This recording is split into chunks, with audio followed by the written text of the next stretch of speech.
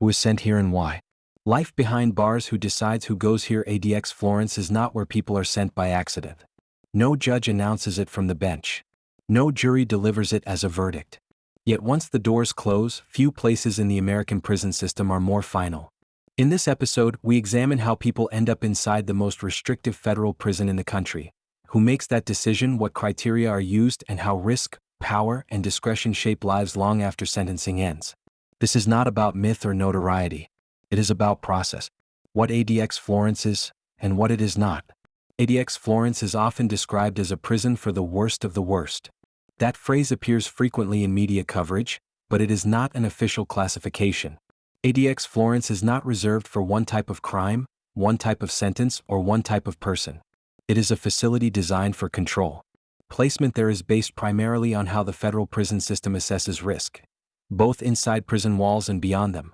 To understand who ends up at ADX Florence, it is necessary to separate myth from process. Administrative placement, not a court sentence. One of the most misunderstood aspects of ADX Florence is how inmates arrive there. Judges do not sentence people directly to ADX Florence. Instead, placement is an administrative decision made by the federal prison system after sentencing. This distinction is critical. An inmate may receive a federal sentence without any mention of ADX Florence. Years later, that same inmate may be transferred to the facility based on behavior, security assessments, or intelligence concerns that arise while already incarcerated. In this system, ADX Florence functions less like a destination and more like an escalation. The decision-making process. Some decisions are based on documented incidents. Others rely on intelligence assessments that are not fully disclosed to the inmate or the public. This lack of transparency has been a recurring point of controversy, particularly when inmates challenge their placement or length of stay. However, courts have generally allowed broad discretion in these determinations, citing security concerns. Categories of inmates commonly housed at ADX. ADX Florence houses inmates from several broad categories. These categories often overlap and none are exclusive. Some inmates are held there because of convictions related to terrorism or national security. Others are associated with organized crime or large-scale criminal networks. Some are placed there due to repeated violent behavior within other prisons. Importantly, not all inmates at ADX Florence are high-profile. Many are largely unknown to the public, transferred there because the system has determined they cannot be safely managed elsewhere. Behavior inside prison matters. For some inmates, placement at ADX Florence is the result of conduct after incarceration. Assaults on staff or other inmates, leadership in prison gangs, attempts to communicate with criminal networks, or repeated violations of security protocols can trigger transfer to higher levels of confinement. In this sense, ADX Florence serves as a control mechanism within the broader federal prison system, a place designed to isolate individuals who are seen as destabilizing other institutions. The role of influence and communication. Not all perceived threats are physical. Some inmates are transferred to ADX Florence because of their ability to influence others. This may involve directing criminal activity, issuing orders, or maintaining authority within networks despite incarceration. Isolation is used as a tool to sever communication and reduce influence. Whether this strategy is effective over the long term is debated, but it remains a central justification for the facility's existence. Why some inmates stay for years. ADX Florence is not intended as a temporary holding unit, yet many inmates remain there for extended periods. Movement out of the facility depends on behavior, assessments, and participation in structured progression programs. For some inmates, this progression is slow. For others, it stalls entirely. Because placement is administrative, there is often no fixed end date. This open-endedness contributes to legal challenges and psychological strain, but it remains a defining feature of the system. Public perception versus institutional reality. Public narratives often frame ADX Florence as a prison exclusively for infamous criminals. While some well-known inmates have been housed there, notoriety is not the determining factor. Most decisions are made quietly, through internal reviews rather than public proceedings. The result is a gap between what the public imagines and how the system actually operates. ADX Florence is less about who someone was before prison, and more about how the system views them after incarceration. Control as the underlying logic. Every placement decision at ADX Florence follows the same underlying logic: control. The facility exists for inmates the system believes it cannot control anywhere else. Whether that belief is always correct, or whether it sometimes becomes self-reinforcing, is a question that continues to surface in courts, policy debates, and academic research. What is clear is that ADX Florence is not an accident of sentencing. It is a deliberate endpoint in a hierarchy of confinement. Where this leads. Understanding who is sent to ADX Florence requires understanding how power, risk, and discretion operate inside the federal prison system. The next step is to look beyond categories and process, and examine what happens when individual lives intersect with this level of confinement. Transfers without a new crime. Many inmates arrive at ADX Florence without committing a new crime. Transfers often occur not because of additional convictions, but because of how the prison system interprets ongoing risk. Intelligence reports, intercepted communications, or patterns of behavior inside other facilities can be enough to justify a move to the highest level of confinement. For the inmate, this can feel sudden. There is no jury, no new sentencing hearing, and often limited disclosure of the evidence used to justify the decision. The process is administrative, not judicial, and that distinction shapes everything that follows. The use of confidential intelligence. A significant portion of placement decisions relies on confidential intelligence. This may include informant reports, monitored communications, or assessments made by prison officials and security analysts. Much of this information is not shared in full with the inmate, often on the grounds that disclosure could compromise safety or sources. As a result, some inmates challenge placements they cannot fully review.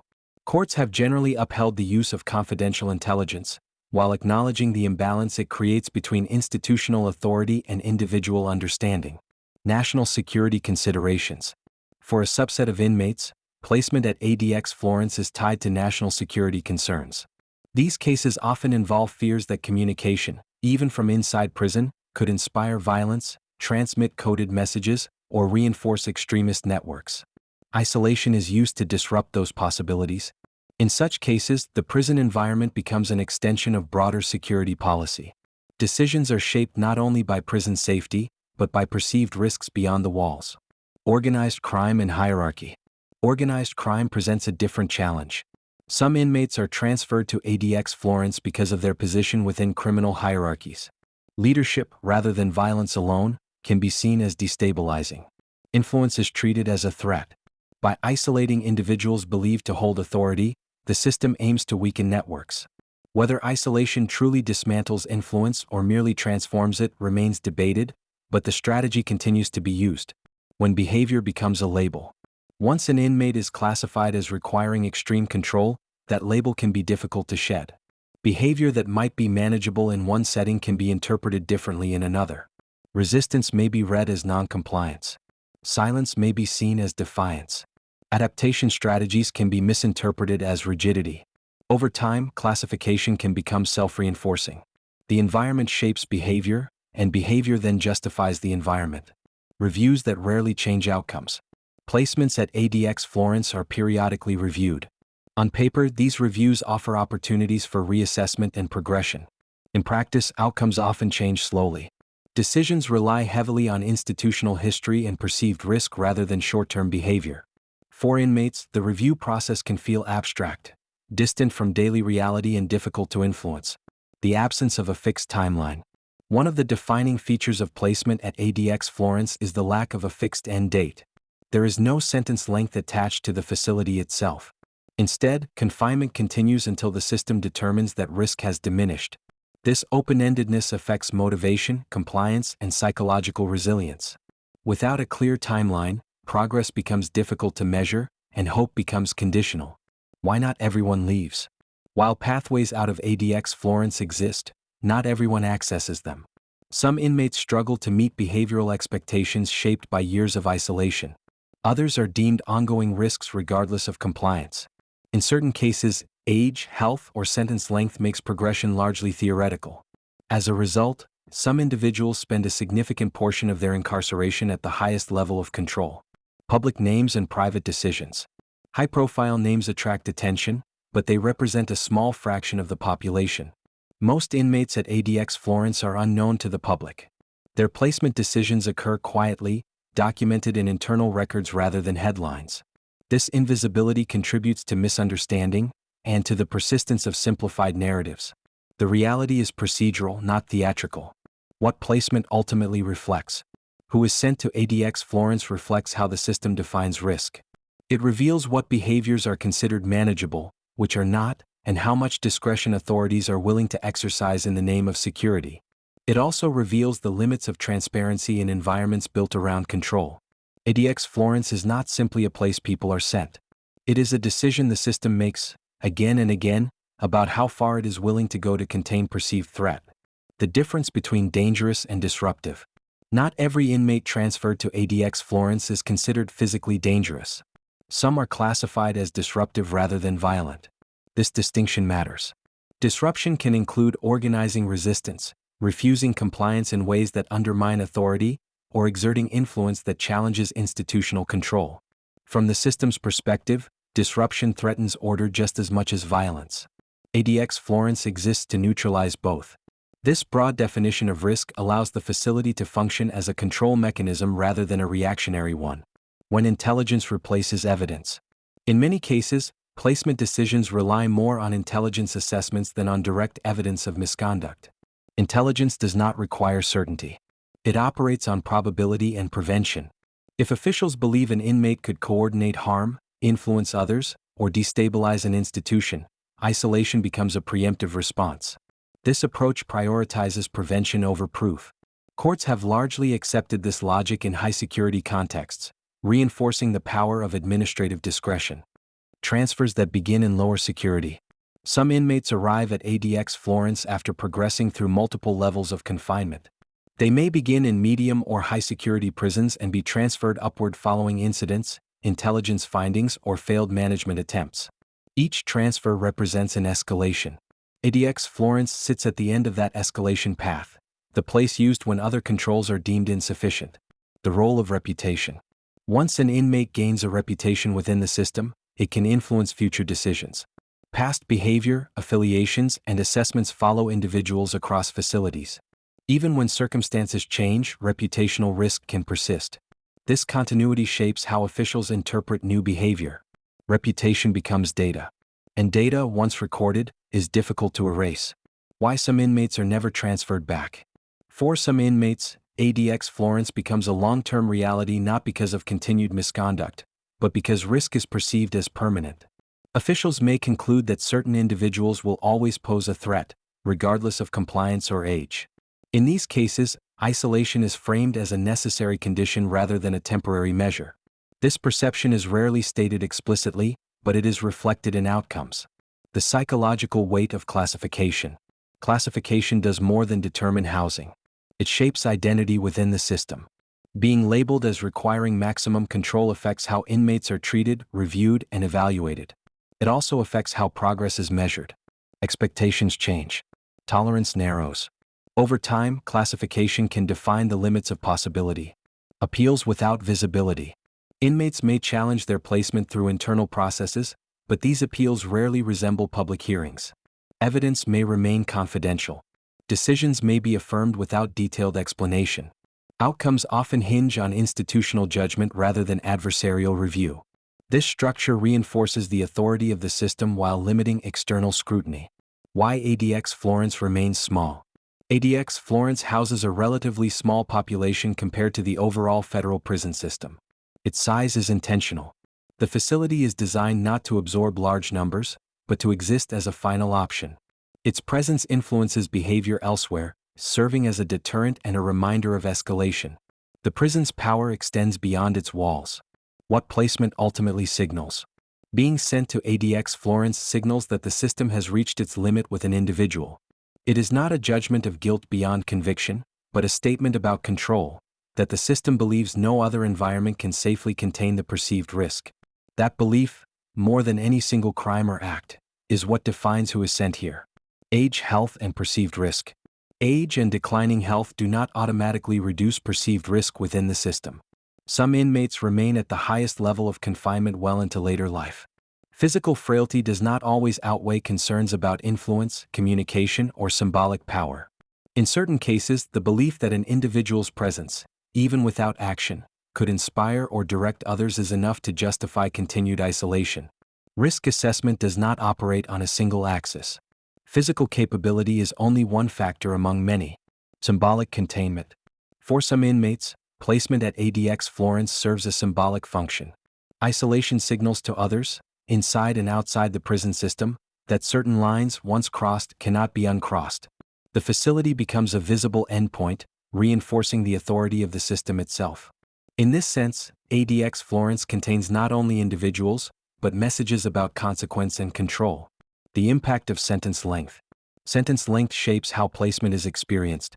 Inmates serving shorter sentences may view ADX Florence as a temporary phase, however difficult. Those serving life sentences or multiple life terms face a different reality. Without the prospect of release, progression becomes the only potential change, and even that may feel distant or uncertain. This distinction affects motivation, compliance, and psychological resilience over time. Why transfers are rarely reversed quickly. Once an inmate is transferred to ADX Florence, reversal is uncommon in the short term. Classification decisions tend to err on the side of caution.